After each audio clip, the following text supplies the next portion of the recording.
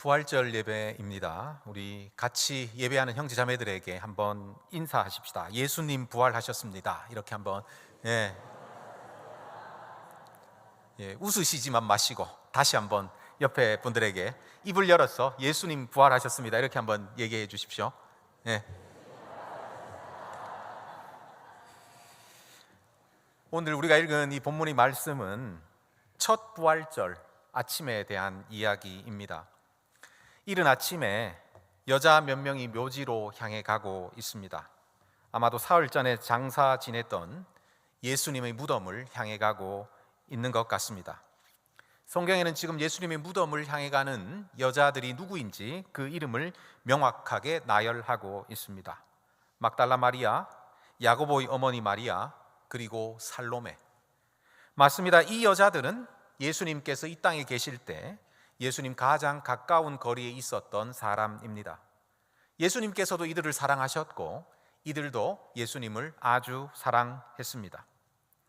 그러나 오늘 본문 말씀 중에 이 여자들이 누구인지 그 이름이 기록되어 있지 않다 손치더라도 이 여자들이 예수님을 정말 사랑했다는 것을 우리가 짐작할 수 있습니다.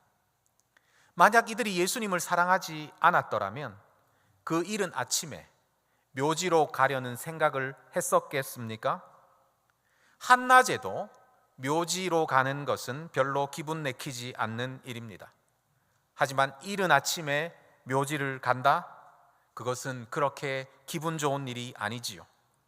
하지만 예수님을 향한 사랑의 힘은 정말 대단했던 것 같습니다.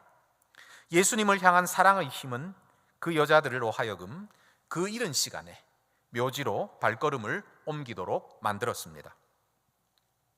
그런데 정말 중요한 것은 이렇게 예수님을 사랑했던 이들도, 그래서 그 이른 아침에 예수님의 묘지를 향해서 발걸음을 옮겼던 그들도 예수님께서 부활하셨다는 생각은 전혀 하지 못했다는 사실입니다.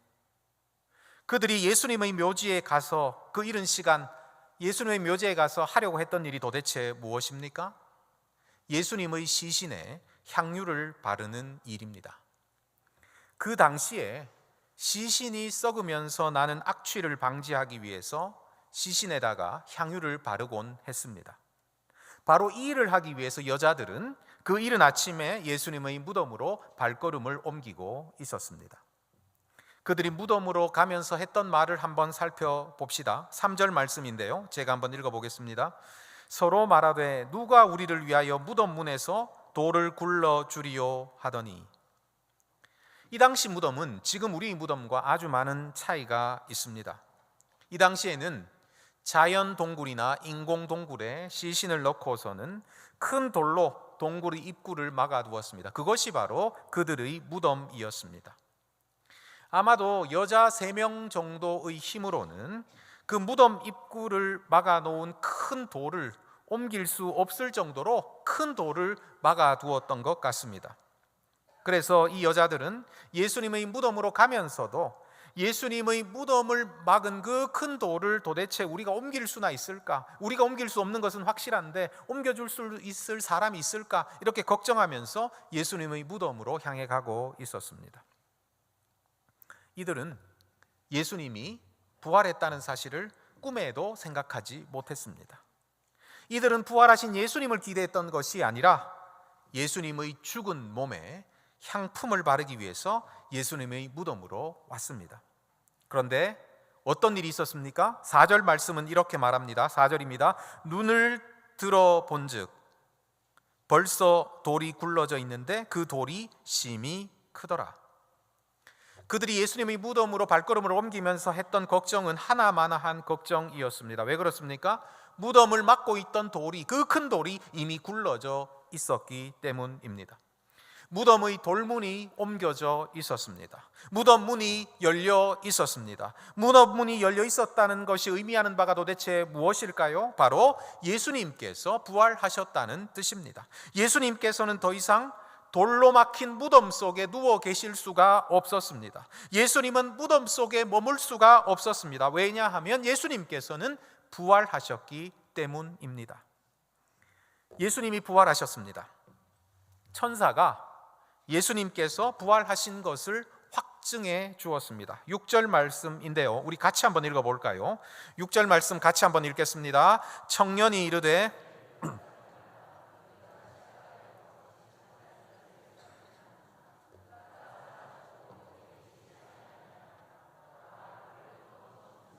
아멘. 그가 살아나셨고 여기 계시지 아니하니라. 보라, 그가 그를 두었던 곳이니라. 이들은 예수님의 무덤의 문이 활짝 열려 있는 것을 보았습니다. 그리고 무덤 속에 예수님의 시신이 없어져 버린 것도 보았습니다. 그리고 천사가 예수님께서 부활하셨다고 그들에게 전해주기까지 했습니다. 올해 벚꽃이 유난히 빨리 폈죠. 이미 광주도 벚꽃이 다 떨어져 버리고 잎이 올라오고 있는 것을 제가 보았습니다. 그래서 벚꽃 축제를 준비한 지자체들이 이 벚꽃이 너무 빨리 피는 바람에 벚꽃 피는 시기를 늦추기 위해서 얼음을 벚꽃나무의 밑둥에다 붓곤 했다는 기사를 보았습니다. 우리 광주 벚꽃의 명소는 어디입니까? 아무튼 그곳에서 벚꽃이 처음 피어 올랐을 때 우리 중에 어떤 분들은 가족에게 그리고 친구에게 벚꽃이 피었다고 전화를 했을지도 모르겠습니다. 어쩌면 사진을 찍어서 SNS에다가 올리면서 처음 벚꽃 이렇게 글을 써서 올리기도 했을지도 모르겠습니다. 올해 연말에 첫눈이 오면 또 그렇게 하겠지요. 첫눈이 온다고 주변 사람에게, 가족들에게, 사랑하는 사람에게 그 소식을 알릴 것입니다. 그런데 벚꽃이 피었다는 소식 정도가 아닙니다. 첫눈이 내린다는 정도의 소식이 아닙니다. 예수님께서 부활했다는 소식입니다. 이 정도 소식이면 예수님이 부활하셨다, 이 소식을 주변 사람들에게 알리려고 얼마나 애를 썼겠습니까? 아니, 어쩌면 지나가는 모르는 사람이라도 붙잡고 예수님이 부활했습니다, 이렇게 말하지 않았겠습니까? 그런데 예수님의 부활을 처음 접한 여자들의 반응을 한번 보십시오. 8절 마지막 부분입니다. 아무에게 아무 말도 하지 못하더라. 아무에게 아무 말도 하지 못하더라. 이들은 무덤이 활짝 열린 것을 보았습니다. 이들은 예수님의 무덤 속에 예수님께서 더 이상 누워 계시지 않는 것을 확인했습니다. 이들은 천사에게 예수님이 부활하셨다는 소식을 들었습니다. 하지만 이들은 자신들이 보고, 자신들이 듣고, 자신들이 확인한 그 부활에 대해서 그 어떤 말도 하지 못했습니다. 물론 마가는 왜 이 여자들이 보고 듣고 확인한 예수님의 부활에 대해서 전혀 아무 말도 하지 못했는지 명시적으로 그 이유를 기록하고 있지는 않습니다. 하지만 마가는 이들이 보여준 반응을 아주 부정적으로 묘사하면서 이들이 예수님의 부활을 확신하지 못하고 있다는 느낌을 전달하고 있습니다. 8절 상반절 한번 보십시오. 여자들이 몹시 놀라 떨며 나와 무덤에서 도망하고 무서워하여. 여자들은 예수님의 부활을 믿기는커녕 오히려 예수님의 부활 앞에서 혼란스러워하고 있습니다. 예수님은 누워 계셔야 되는데 누워 계시지 않고 없다는 사실로 말미암아, 예수님이 사라져 버렸다는 사실로 말미암아 그들은 오히려 혼란스러워하고 있습니다. 여자들은 예수님의 부활을 믿지 못하고 있습니다. 그런데 부활을 믿지 못하는 것은 여자들만의 문제는 아니었습니다. 여러분 11절 말씀 한번 보십시오. 그들은 예수의 살으셨다는 것과 마리아에게 보이셨다는 것을 듣고도 믿지 아니하니라. 예수님이 살으셔서 막달라 마리아에게 나타나셨습니다.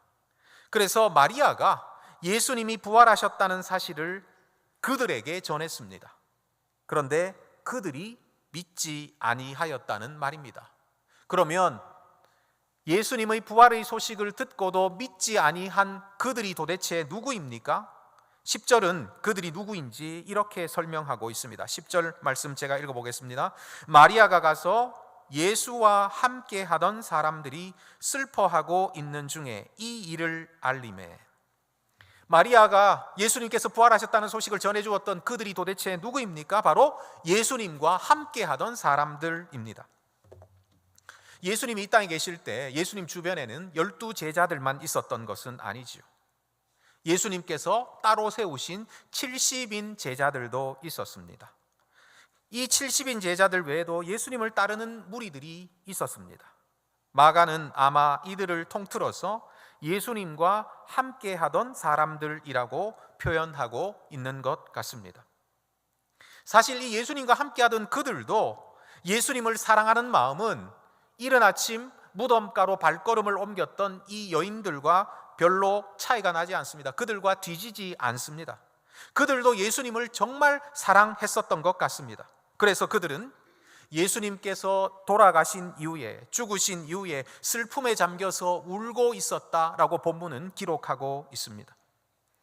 하지만 그들도, 예수님과 함께하던 그들도, 예수님을 너무나 사랑해서 예수님께서 돌아가시고 난 뒤에 슬픔에 잠겨서 울고 있었던 그들도 예수님의 부활을 믿지 못하였습니다. 그러나 더 심각한 일이 있습니다. 그것은 바로 예수님의 제자들조차도 예수님의 부활을 믿지 못했다는 것입니다. 13절 말씀 보십시오. 13절입니다. 두 사람이 가서 남은 제자들에게 알리었으되 역시 믿지 아니하니라. 여기 13절 말씀에서 중요한 단어 하나가 있습니다. 그것이 바로 역시라는 단어입니다. 많은 사람들이 예수님의 부활을 믿지 않았습니다. 예수님을 사랑했던 여자들도 예수님의 부활을 믿지 못했습니다. 예수님과 함께했던 사람들도 예수님의 부활을 믿지 못했습니다. 제자들도 역시 예수님의 부활을 믿지 못했습니다. 형제 자매 여러분, 이 역시라는 단어에 포함된 의미를 아시겠습니까? 예수님의 부활은 정말 믿기 어렵다는 것입니다. 예수님을 사랑했던 여자들도 예수님의 부활을 믿지 못했습니다. 예수님과 함께했던 사람들도 예수님의 부활을 믿지 못했습니다. 제자들도 역시 예수님의 부활을 믿지 못했습니다. 그렇다면 다른 사람들은 어떻겠습니까? 보통 사람들은 어떻겠습니까? 당연합니다. 그들도 역시 부활을 믿지 못합니다. 부활은 믿기 어렵습니다. 모든 사람에게 예수님의 부활은 믿기 어려운 것입니다. 그러나 중요한 것은 예수님의 부활을 믿어야 기독교입니다. 예수님의 부활을 믿어야 그것이 바로 기독교입니다. 우리가 믿는 것은 바로 예수님의 부활입니다. 그래서 우리는 이렇게 부활주의를 지키고 있습니다. 이 세상에서 행해졌던 설교 중에 가장 능력이 있었던 설교, 그것은 바로 오순절날 있었던 베드로의 설교라고 저는 생각합니다. 그 설교를 듣고 무려 3,000명이나 넘는 사람들이 회개하고 예수님을 믿게 되었습니다. 그런데 이 위대한 베드로의 설교, 이 설교의 결론이 무엇입니까? 바로 예수님의 부활입니다. 사도행전 2장 32절 말씀입니다. 이 예수를 하나님이 살리신지라 우리가 다 이 일의 증인이로다. 아멘. 예수님이 부활하셨습니다. 그런데 이 예수님이 부활하신 일에 우리가 증인입니다. 이것이 바로 베드로가의 그 위대했던 설교의 결론입니다. 베드로가 성전 미문에 앉아서 구걸하던 걷지 못하던 사람을 일으킨 적이 있습니다. 그때 베드로가 그 걷지 못하던 사람을 일으킨 능력의 근원이 도대체 무엇입니까? 사도행전 4장 10절입니다. 너희와 모든 이스라엘 백성들은 알라. 너희가 십자가에 못 박고 하나님이 죽은 자 가운데서 살리신 나사렛 예수 그리스도 이름으로 이 사람이 건강하게 되어 너희 앞에 섰느니라. 하나님이 죽은 자 가운데서 살리신 나사렛 예수 그리스도의 이름으로. 그 능력의 근원이 무엇입니까? 그 능력의 근원은 바로 부활하신 예수 그리스도였습니다.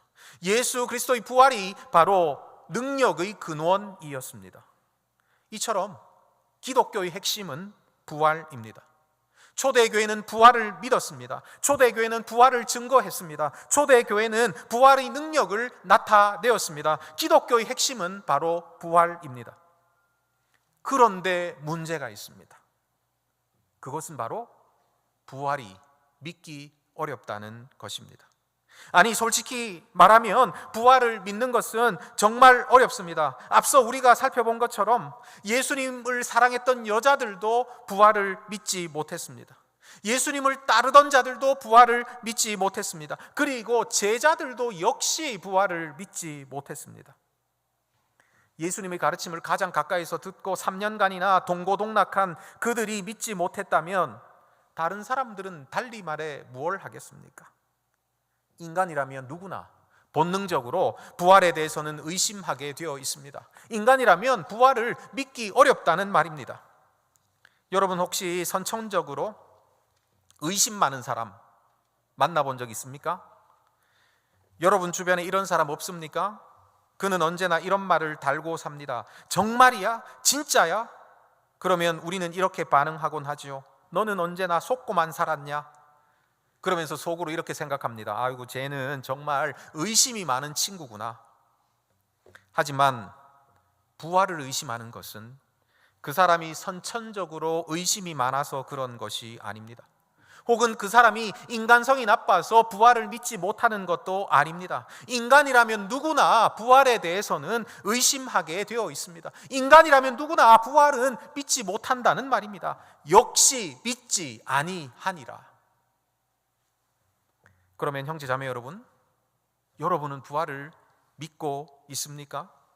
예수님께서 죽었다가 다시 살아나신 것을 믿습니까? 예수님께서 사망 권세를 이기신 것을 믿습니까?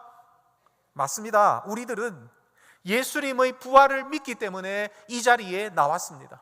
예수님의 부활을 믿기 때문에 부활절 예배를 드리고 있습니다. 우리들은 예수님의 부활을 믿기 때문에 옆에 앉은 형제 자매들에게 예수님이 부활하셨습니다 이렇게 인사했습니다. 우리들은 예수님의 부활을 믿기 때문에 부활 찬송을 소리 높여 불렀습니다. 인간이라면 누구나 본능적으로 의심하는 그것을 우리는 믿고 있다는 말이지요. 여러분, 이게 무엇을 의미하는 것일까요? 하나님께서 우리를 믿도록 해 주셨다는 의미입니다. 부활을 믿는 것은 우리가 한 일이 아닙니다. 부활을 믿는 것은 우리 내부로부터 일어난 일이 아닙니다. 부활을 믿는 것은 우리 본능을 뛰어넘는 일입니다. 부활을 믿는 것은 우리 자신이 이루어낸 일이 아닙니다. 하나님께서 부활을 믿도록 해 주신 것입니다. 하나님께서 인간으로서는 도저히 믿을 수 없는 이 부활을 믿도록 해 주신 것입니다. 우리가 가지고 있는 이 부활 신앙은 우리가 분투해서 우리가 노력해서 이루어낸 것이 아니라 바로 하나님의 선물입니다. 부활 신앙은 하나님의 선물입니다. 미국에서 토크쇼 여왕으로 불리는 사람이 있습니다. 오프라 윈프리라는 사람인데요, 이 윈프리는 자신의 토크쇼가 새로운 시즌을 맞이한 것을 축하하면서 형편이 어려워서 자동차를 사지 못하는 사람 12명을 뽑아가지고 자동차를 선물하기로 마음을 먹었습니다. 그래서 미국 전역에서 자동차가 꼭 필요한 사연을 받았습니다. 내가 자동차가 꼭 필요한데 돈이 없어서 뭐 이런 이유로 자동차를 못 삽니다, 뭐 이런 사연을 받았습니다. 그래서 미국 전역에서 자동차가 꼭 필요한 수많은 사연을 가진 276명의 방청객을 초청을 했습니다. 276명의 방청객을 초청했습니다. 윈프리는 방청객들 276명 가운데서 11명의 이름을 일일이 부르면서 3만 불 정도 되는, 그러니까 3천만 원이 넘는 새 차를 선물을 했습니다. 11명의 이 방청객들이 공짜로 3만 불이 넘는 새 차를 선물로 받게 되었습니다. 이어 윈프리는 나머지 방청객 11명을 뺀 나머지 265명에게 작은 상자를 하나씩 나누어 주었습니다. 그리고는 이렇게 말했습니다. 그 상자 중 하나에 마지막 12번째 자동차 열쇠가 들어 있습니다. 방청객들은 자기가 받은 이 상자를 끌으면서 자신이 그 마지막 행운의 주인공이 되기를 바랬습니다. 그리고 숨을 죽이고 가슴을 졸이면서 그 상자를 열어보았습니다. 그런데 자신이 열고 있는 바로 그 상자 안에 자동차 열쇠가 들어 있었습니다. 이것이 꿈인지 생신지 몰라서 환호성을 지르는데 그 환호성은 자신만의 것이 아니었습니다. 그 환호성은 모든 방청객들의 환호성이었습니다. 방청객들이 받은 모든 상자에 바로 자동차 열쇠가 들어 있었습니다. 윈프리는 12명이 아니라 276명 방청객 모두에게 새 자동차를 선물했습니다. 정말 뜻밖의 선물에 감격한 방청객들은 서로를 얼싸안고 함께 기쁨을 나누었습니다. 형제자매 여러분, 우리 또한 하나님께 뜻밖의 선물을 받았습니다. 우리 또한 받을 이유가 전혀 없음에도 불구하고 하나님께 선물을 받았습니다. 아니, 받을 이유가 없는 것이 아니라 우리 자신을 돌아보면 받지 못할 이유, 받을 수 없는 이유만 수없이 가득함에도 불구하고 하나님께서 우리를 선택하시고 우리에게 선물을 주셨습니다. 그것도 자동차 한 대가 아니라 예수님의 부활을 믿는 믿음을 선물로 주셨습니다. 하나님께서 우리를 택하셔서 우리에게 부활신앙을 믿는 그 믿음을 선물로 주셨습니다. 그래서 에베소서 2장 8절에는 이렇게 말합니다. 너희가 그 은혜에 의하여 믿음으로 말미암아 구원을 받았으니 이것은 너희에게서 난 것이 아니요 하나님의 선물이라. 너희에게서 난 것이 아니요 하나님의 선물이라. 구원 얻는 부활신앙은 바로 하나님의 선물입니다. 하나님께서 수많은 사람 가운데 우리들을 택하셔서 우리에게 주신 하나님의 선물입니다. 그러면 하나님께 부활신앙을 선물로 받은 우리가 해야 될 일이 도대체 무엇일까요? 부활신앙을 선물로 받은 우리는 부활에 대한 소식을 다른 사람에게 전해 주어야만 합니다. 벚꽃이 피었다고 사람들에게 말하는 것처럼, 첫눈이 내린다고 사람에게 말하는 것처럼, 벚꽃 핀 것과 비교도 안 될 만큼의 좋은 소식, 첫눈 내리는 것보다 비교할 수 없는 위대한 소식, 바로 부활에 대해서 다른 사람에게, 특별히 우리가 사랑하는 사람들에게 말해 주어야 합니다. 물론 사람들은 우리가 전해주는 부활에 대해서 믿으려 하지 않을 수 있습니다. 앞서 말씀드린 것처럼 부활신앙은 믿고 싶다고 믿어지는 것이 아니기 때문입니다. 부활신앙은 하나님께서만 주실 수 있는 선물이기 때문입니다. 그러면 부활신앙을 믿지 못하는 그들에게, 부활신앙을 믿으려고 하지 않는 그들에게 우리는 어떻게 부활신앙을 전해줄 수 있을까요? 우리는 그들에게 부활의 가장 강력한 증거 하나를 들이밀 수 있습니다. 우리는 부활에 대한 가장 강력한 증거 하나를 그들에게 보여줄 수 있습니다. 부활에 대한 가장 강력한 증거, 그 증거가 무엇입니까? 그것은 바로 우리 안에 살아계신 예수님입니다. 우리 안에 살아계신 예수님입니다. 다시 한번 말씀드립니다. 우리 안에 살아계신 예수님이 바로 부활에 대한 가장 강력한 증거입니다. 부활하지 않으셨다면 예수님은 지금 살아서 우리 안에 계실 리가 없습니다. 부활하지 않으셨다면 여전히 그분은 큰 돌로 막힌 무덤 속에 계셔야만 했습니다. 그러나 예수님은 부활하셨습니다. 사망이 예수님을 끝까지 사로잡지 못했습니다. 예수님은 그래서 끝내 사망 권세를 이기시고 부활하셨습니다. 그 부활하신 예수님이 이제는 살아서 우리 안에 계십니다. 우리 안에 부활하신 예수님이 계십니다. 이것이 바로 부활에 대한 가장 강력한 증거입니다. 사실 우리가 믿고 있는 이 부활신앙이 우리에게까지 전해진 것은 저기 중동의 작은 도시 예루살렘에서 시작된 이 부활신앙이 이 대한민국에 살고 있는 우리에게까지 전해진 것은 바로 자신 안에 예수님이 살아계시다는 사실을 알았던 수많은 사람들이 지금까지 부활신앙을 전해주었기 때문입니다. 여러분, 예수님 제자들 한번 보십시오. 사실 그들은 겁이 많은 사람들이었습니다. 예수님 잡히시던 날 밤에 제자들은 모두 도망쳤습니다. 한 사람도 빠짐없이 예수님 주변을 떠났습니다. 어떤 제자는 얼마나 무서웠던지 옷도 제대로 갖추어 입지 못하고 알몸으로 도망쳤다고 성경은 말합니다.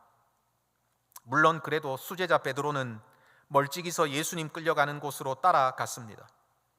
하지만 베드로는 예수님을 모르는 사람이라고 3번이나 부인했습니다. 아니, 부인만 한 것이 아니라 저주까지 하면서 예수님을 부인했습니다. 예수님이 죽은 뒤에 제자들은 밖에 제대로 나와 다니지도 못하고 다락방에 꽁꽁 숨어 있었습니다. 앞서 여자들이 예수님의 무덤으로 가면서 누가 돌문을 옮겨줄 것인가 걱정을 했습니다. 여자들이 이런 걱정 왜 했겠습니까? 남자 제자들이 모두 숨어서 무서워서 꽁꽁 숨어 있었기 때문에, 그 돌문을 옮겨줄 사람이 없었기 때문에 여인들이 그렇게 걱정을 했던 것이죠. 제자들은 이렇게 겁이 많은 사람들이었습니다. 그런데 이들이 갑자기 돌변했습니다. 제자들이 담대하게 예수님의 부활을 전했습니다. 전하지 말라고 하는데도 전했습니다. 전하면 어려움을 겪고, 전하면 매를 맞고, 전하면 심지어 죽을 수 있는데도 그들은 예수님의 부활을 전했습니다. 그들은 정말 부활신앙을 전하다가 어려움을 겪었습니다. 정말 부활신앙을 전하다가 매를 맞았습니다. 정말 부활신앙을 전하다가 죽기까지 했습니다. 하지만 그럼에도 불구하고 제자들은 부활신앙을 전하는 것을 그만두지 않았습니다. 무엇이 도대체 이들을 이렇게까지 변화시켜 놓았을까요? 무엇이 도대체 이들을 이렇게까지 바꾸어 놓았을까요? 바로 부활하셔서 그들 안에 살아계셨던 예수님께서 그들을 완전히 다른 사람으로 변화시켜 놓았습니다. 형제 자매 여러분, 여러분 안에 예수님께서 살아계십니까? 그렇다면 여러분의 삶도 살아계신 예수님께서 변화시키리라 믿습니다. 부활하셔서 제자들의 삶을 변화시키신 그 예수님께서 우리에게도 새로운 일을 행하시리라 믿습니다. 약한 자들은 강해지리라 믿습니다. 부족한 사람이 완전한 사람이 되리라 믿습니다. 믿음 없는 사람이 확신에 찬 사람이 되리라 믿습니다. 사랑이 메마른 사람이 풍성한 사랑으로 가득 찬 사람이 되리라 믿습니다. 세상살이가 힘들고 어렵다고 불평하는 사람이 소망 중에 기뻐할 수 있는 사람이 되리라 믿습니다. 우리가 이런 삶을 살 때, 부활하셔서 우리 안에 살아계신 예수님으로 말미암아 우리가 변화되고 우리가 풍성한 삶을 살아갈 때, 부활신앙을 믿지 못하는 사람들은 우리를 통하여서 부활하신 예수님을 보게 될 것입니다. 우리가 부활하신 예수님을 의지하면서 살아갈 때, 부활하신 예수님이 때문에 우리가 풍성한 삶을 살아갈 때, 이 세상은 지금도 여전히 살아계셔서 사람들을 변화시키는 바로 그 예수님을 보게 될 것입니다. 교부 아우구스티누스는 부활에 대해서 3가지 믿지 못할 일이 있다고 다음과 같이 말했습니다.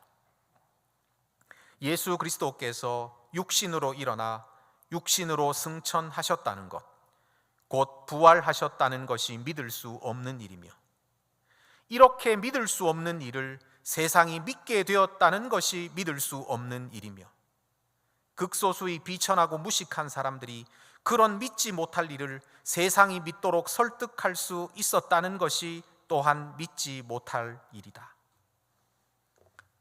맞습니다. 부활은 믿지 못할 일들로 가득 차 있습니다. 내가 부활신앙을 가지고 있다는 사실이 믿지 못할 일입니다. 우리가 부활신앙을 가지고 있다는 사실, 그것을 정말 믿지 못할 일입니다.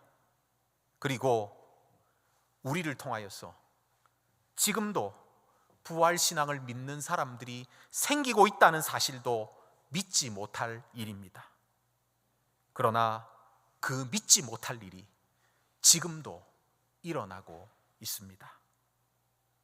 형제 자매 여러분, 부활신앙을 선물로 받은 자답게 부활하셔서 지금도 여전히 살아계시는 예수 그리스도를 통해서 우리가 풍성한 삶을 삶으로 우리를 통하여서 이 세상이 부활의 주님을 만나게 될 수 있기를 간절히 바랍니다.